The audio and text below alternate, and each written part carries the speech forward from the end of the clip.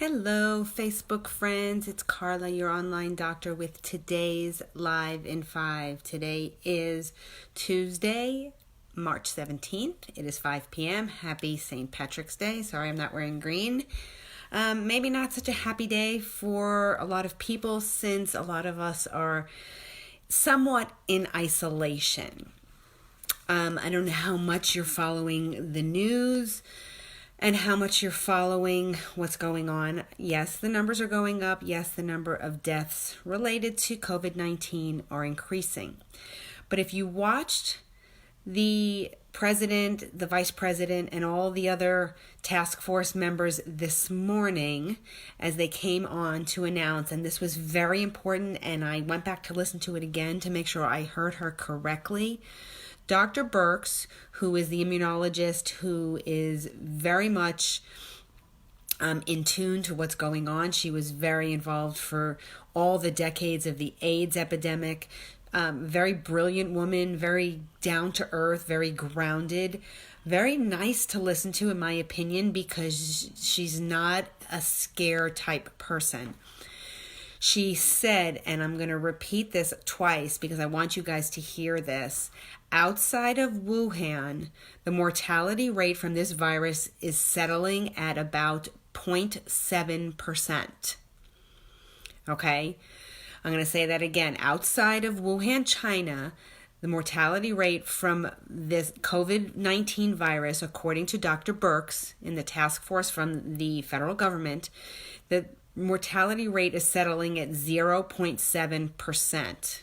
Again, all deaths are tragic and sad and horrible when it comes to something like an infection, something that we believe should just come and go and we should not be infected. But the overall rate was 3.4% is what they were saying. But that's including the virus, all the mortalities that are happening in China. Maybe when we get some more statistics coming in from Italy and other places, maybe that 0.7% will increase slightly, but it's 0.7%. Hi, Missy. So understand that maybe we have a little bit less virulent type of experience happening here in the United States. Hi, Mom. So what I mean by that is when the virus first came out, they didn't have the social distancing. They didn't have all the measures that we are taking here in this country. So the mortality rate for them was probably higher. And fortunately for us, we can learn from their experience and do as the government is suggesting, which is lowering the mortality rate here in this country to date. That is good news. But what I wanted to address today was a couple of things. One thing I failed to mention yesterday, we talked about symptoms.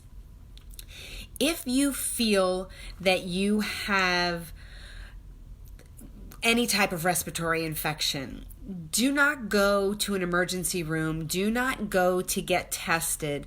Hello, Stephanie. Without calling your primary healthcare physician first or the Department of Health, because they will probably screen you for questions to determine your severity and if you should be tested.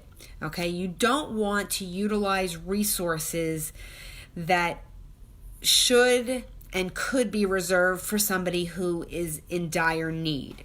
Okay, do not go to your emergency room to be tested. Do not go to the emergency room if you have fever or anything else that is manageable from home. If you would not normally go to the emergency room, do not panic and go now just because you think you might have COVID-19. I'm not saying that you will or you won't, but if you would not normally go to a hospital, don't go now. Stay home, quarantine yourself of sorts, call your doctor and get advice from them, of course. But limit your exposure to other people and save the resources for that 15% or so of people that are going to need intensive care, okay, and ventilators and all the other things, oxygen, etc. Hi, Karen.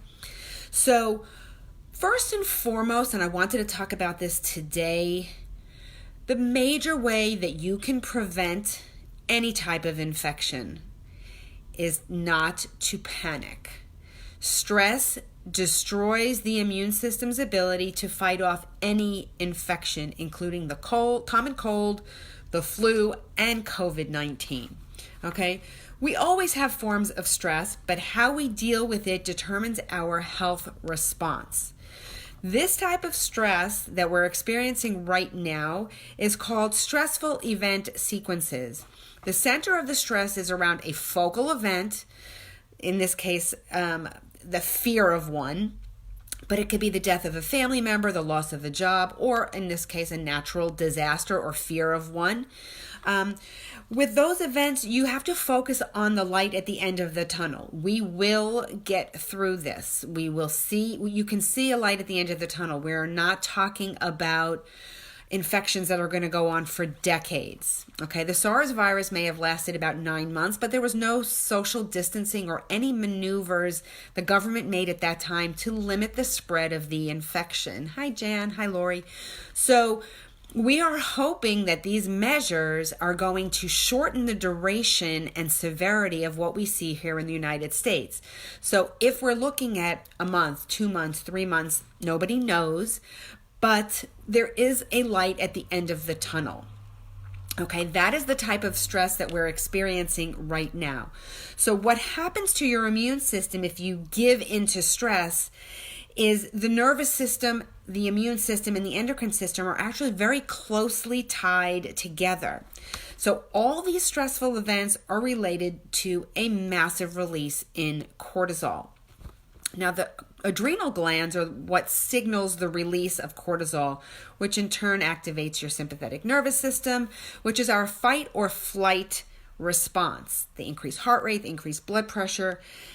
When that happens appropriately for a short-term, a 5-minute, an hour type of an experience, you can handle that. But when you are chronically stressing over things, this cortisol is being released and released and released and released, and you're expecting your body to maintain that response to that cortisol when it just can't. Okay, so when your body is inundated with cortisol, basically what happens is it stops working. So I use the analogy of the boy who cried wolf. The boy cries wolf, everybody runs and says, "Oh my God, what's going on?" Second time, third time, and then eventually, the boy cries wolf when there really may be a situation that requires that cortisol to be released. And what happens? There's no response. Nobody comes running. The same thing is going to happen with your immune system. It's going to stop responding the more cortisol you pump out as you stress out. Okay? Now, your immune system is weakened, and then it's going to affect your sleep. Now, sleep is when your body heals. This is when those helpful, beneficial cytokines are released during the night when you're sleeping to heal and repair any type of injury that has happened over in the body during the day.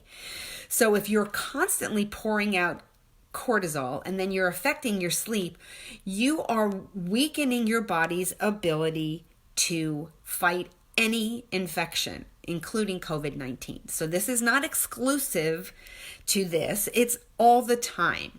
Okay? And your thoughts do matter. When you're thinking bad things, it's the same thing. Okay? So you need to focus on the light at the end of the tunnel. Look at the mortality rate that Dr. Birx said today. We are experiencing 0.7% mortality here when we're looking at mortality of this virus outside of the cases in Wuhan. That is very good for all of us here. And I want you to focus on that light and focus on the light that we will get through this. We're going to get through this, whether it be together as friends, family, acquaintances, being kind to one another on the street. If you're at the market, don't buy all the toilet paper. Buy what you need. The supplies are being replenished daily. I know a lot of people are experiencing financial issues. The government is trying to help. Understand this is going to be a temporary situation. It's unprecedented. We've never been here before. But let's, as a community, stick together, help people if you can, avoid events and things where you don't need to go. I canceled my nail appointment for tomorrow. Am I bummed? Yeah, I need my nails done. What can I tell you? I canceled a doctor's appointment that I had for Thursday, which was a routine follow-up. Just postponing things for a little while. But do go out and exercise. Do go to the market to buy food. Order in if you can, but maintain your level of calm. Okay, and do the same thing if you can to your children. Let them understand you are concerned. The government is concerned, but we will get through this. All right, so on that note, I hope you guys are staying calm. I hope you have a great day. I will be back again tomorrow for another Live in 5.